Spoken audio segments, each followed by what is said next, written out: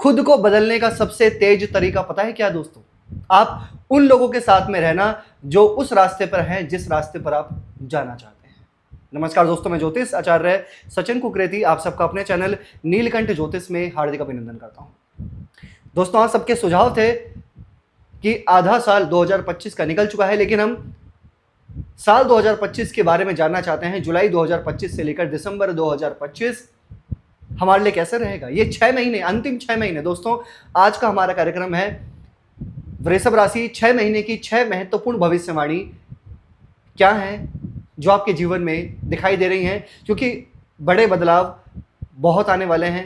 क्योंकि अभी कुछ टाइम पहले 18 मई को राहु केतु का परिवर्तन हुआ, उससे पहले 15 मई को देवगुरु बृहस्पति का राशि परिवर्तन हुआ है, और उससे पहले शनि का राशि परिवर्तन हुआ है 29 मार्च 2025 को। और इन 6 महीने में सारे ग्रह परिवर्तन करेंगे। सूर्य, मंगल, शुक्र, बुध, और इसके साथ शनि ग्रह, कर्म फलदाता शनि ग्रह मार्गी से वक्री हो जाएंगे 13 जुलाई 13 जुलाई को, और 13 जुलाई से लेकर 27 नवंबर तक शनि ग्रह वक्री रहेंगे। अब वृषभ राशि के जीवन में क्या बदलाव आएगा? 6 महीने कौन सी भविष्यवाणी है जो दिखाई दे रही है कि ये होकर ही रहेंगी 6 भविष्यवाणी? चलिए जानते हैं। दोस्तों, ये कार्यक्रम जन्म राशि चंद्र राशि पर आधारित है। अगर आप अपनी जन्म कुंडली पे विश्लेषण करना चाहते हैं तो नंबर सिर्फ चैनल और वीडियो के डिस्क्रिप्शन में है। अब जानते हैं वृषभ राशि 6 भविष्यवाणी वो कौन सी हैं। दोस्तों, वीडियो के अंत में बताऊंगा कुछ अचूक उपाय आपको जो आपको फॉलो करने चाहिए, ठीक है?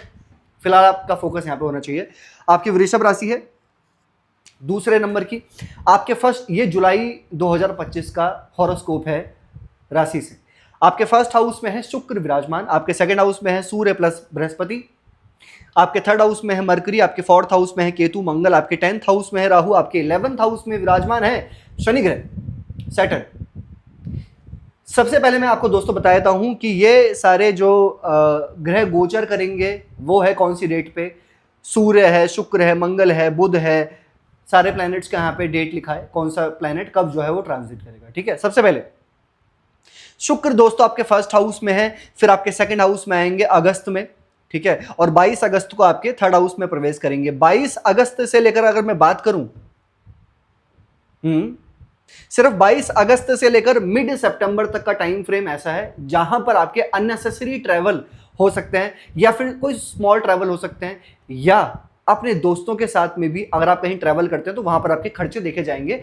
कुछ टाइम फ्रेम बताया मैंने आपको, 22 अगस्त से लेकर सितंबर कह लो या 20 सितंबर कह लो, खासकर 22 अगस्त से लेकर 20 सितंबर के बीच में, जहां पर दोस्तों के साथ में या रिलेशंस में कहीं ना कहीं आपके खर्चे ट्रैवलिंग्स में, अननेसेसरी ट्रैवल पे दिखाई दे रहे हैं, ठीक है?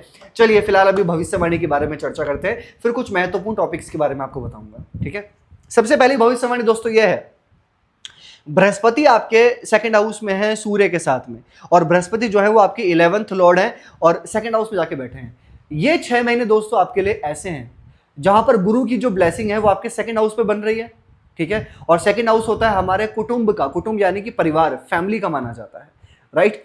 अब गुरु यहां पर जो है 11th लॉर्ड है, डिजायर्स के भाव के स्वामी हो के 11th हाउस में बैठे हैं। दो चीज दिखा रहा है, सबसे पहले तो आपके बैंक बैलेंस का बढ़ना, या फिर दूसरा आपके परिवार में खुशहाली का आना। यानी कि आपके परिवार के अंदर अगर वृषभ राशि, अगर आप मैरिड हैं और फैमिली प्लानिंग के बारे में कोई सोच रहे हैं, ट्राई कर रहे हैं, तो ये 6 महीने आपके लिए बेहतर हैं, आपके लिए अच्छे हैं। आप बिल्कुल प्लानिंग कर सकते हैं, क्योंकि यहां पर शनि की दृष्टि भी आपके 5th हाउस में बढ़ रही है। और सबसे अच्छे टाइम के बारे में अगर मैं चर्चा करूं, जो सबसे अच्छा टाइम रहेगा वो रहेगा 15 सितंबर के बाद, जब बुध ग्रह आपके पंचम भाव में प्रवेश करेंगे यहां पर 5th हाउस में, यानी कि 15 सितंबर के बाद का टाइम फ्रेम बहुत अच्छा है संतान पक्ष को लेकर। या अगर आपकी पहले से संतान है तो संतान को कुछ अचीवमेंट्स मिलना, संतान को कुछ बेटर होना, ये मुझे कहीं ना कहीं दिखाई दे रहा है 15 सितंबर के बाद। और फैमिली प्लानिंग। दूसरी भविष्यवाणी जो मैं मेन चीज है वो आपको बता रहा हूं। दूसरी भविष्यवाणी दोस्तों ये है कि शनि ग्रह आपके 11th हाउस में है और 11th हाउस में हो जाएंगे वक्री 13 जुलाई को, 13 जुलाई को। जब शनि ग्रह यहां पे वक्री होंगे तो 10th हाउस का भी रिजल्ट देंगे, यानी कि राहु के साथ में शनि, मतलब राहु तो 10th हाउस में है, प्लस शनि का भी रिजल्ट मिलेगा आपको 18 साल के बाद। एक तो राहु 10th में, इसके बारे में आगे बताऊंगा, लेकिन शनि वक्री दोस्तों जब शनि वक्री हो जाएंगे ना तो कार्यभार को संभालेंगे, आपको मजा आएगा, दूसरों को समझाने में, सिखाने में और अपने कार्य क्षेत्र में रिस्पॉन्सिबिलिटी लेने में आपको मजा आएगा।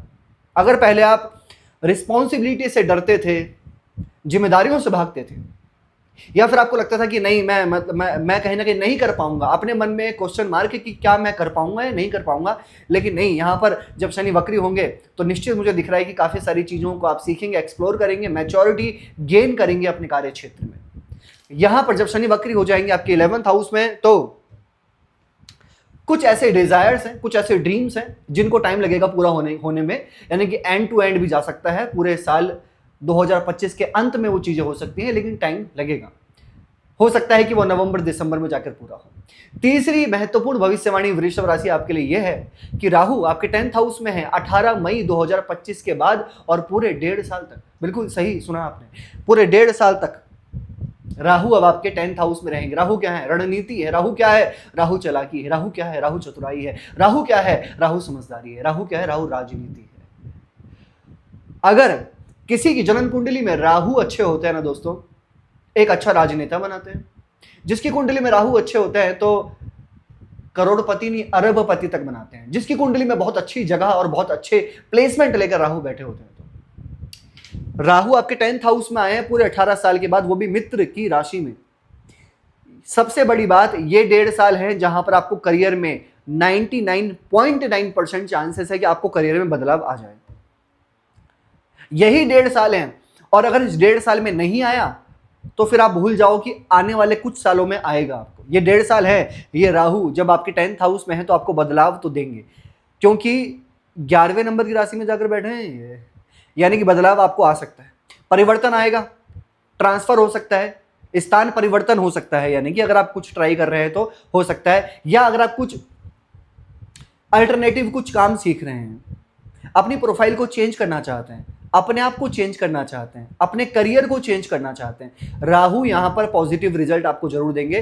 चेंज करने में दिखाई दे रहा है कि आप चेंज कर सकते हैं। चौथी भविष्यवाणी वृषभ राशि के लिए यह है, मैं स्टडी के बारे में कुछ बताना चाहता हूं आपको। 5th लॉर्ड बनते हैं मरकरी। मरकरी आपके अभी यहां पर आपको 3rd हाउस में दिख रहे हैं, फिर 4th में आएंगे, फिर 5th में आएंगे।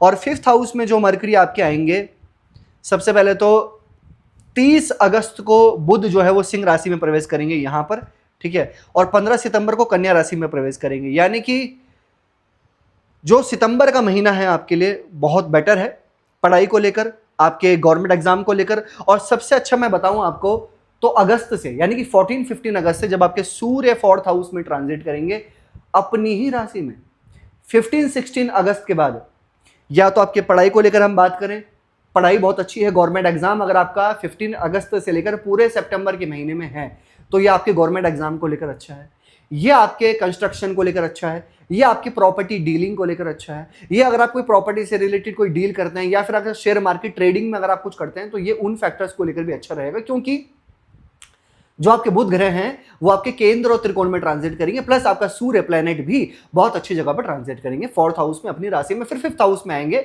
16 सितंबर को कन्या राशि में।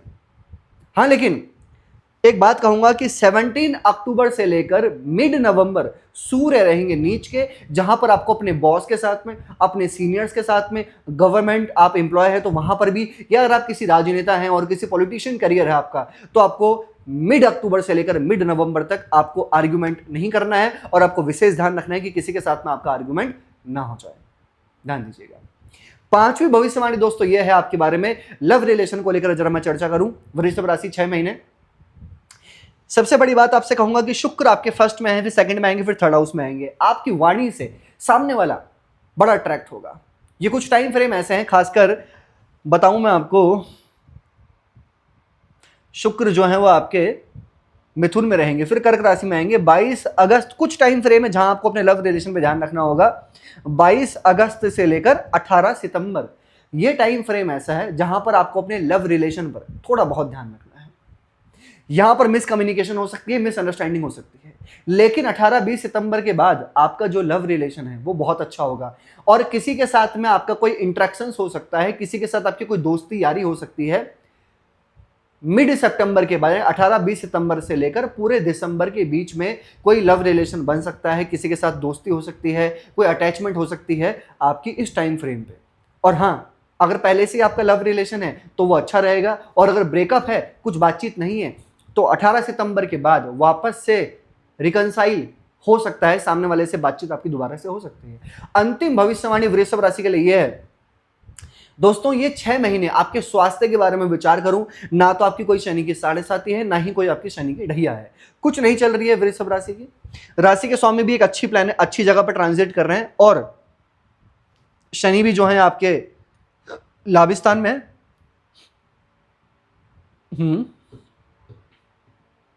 बुध आपके तुला राशि में प्रवेश करेंगे।